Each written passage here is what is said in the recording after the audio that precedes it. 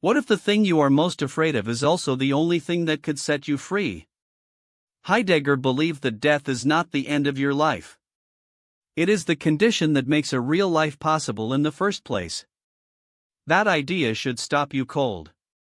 In the 1920s, a young German philosopher named Martin Heidegger watched Western thought spend centuries running from a single question. Not what are we made of, not how do we know things, but what does it mean to exist at all? Sitting in Freiburg, absorbing Kierkegaard's dread and Aristotle's obsession with being, Heidegger published Being and Time in 1927. He thought everyone around him was sleepwalking through existence, distracted by routine, gossip, and the comfort of fitting in. He called this the crowd, Das Man. And he believed death was the only alarm clock loud enough to wake us up. Here is the core move. Heidegger says most of us live as if death is something that happens to other people. We know abstractly that we will die, the way we know there are earthquakes in Japan. It registers, but it does not touch us. He calls this an inauthentic relationship with death. But when you genuinely confront your own mortality, not as a fact but as a lived certainty, something shifts. Suddenly your choices feel real. Think of it like this. Imagine you had a library card with an unlimited borrowing period. You would never feel urgency about which book to read. Now imagine you can only borrow one more. That choice suddenly matters.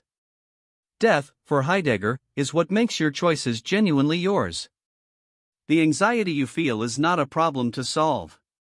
It is a signal pointing you toward authentic existence. Sartre pushed back hard on this.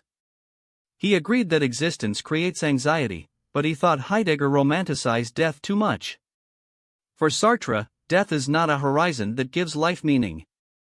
It is just an interruption, random and external, like a car that hits you while you are mid-sentence.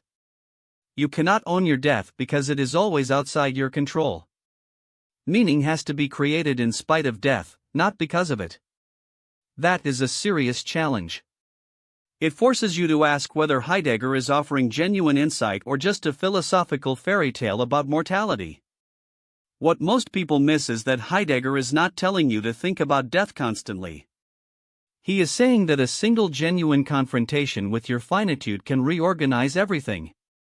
The anxiety is the doorway, not the destination.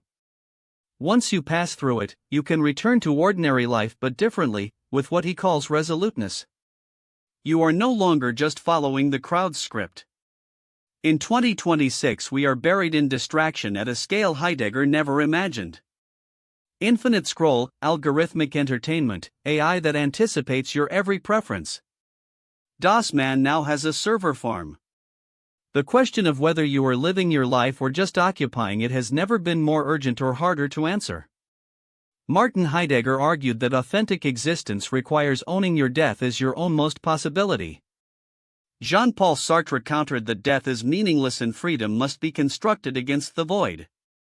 Simone de Beauvoir added that authentic existence is always entangled with others, never purely individual. Maybe the real question is not whether you are afraid to die. It is whether you have actually started living yet. What is one choice you have been postponing that your mortality would clarify instantly? Leave it in the comments. And subscribe for a new philosophy deep dive every week.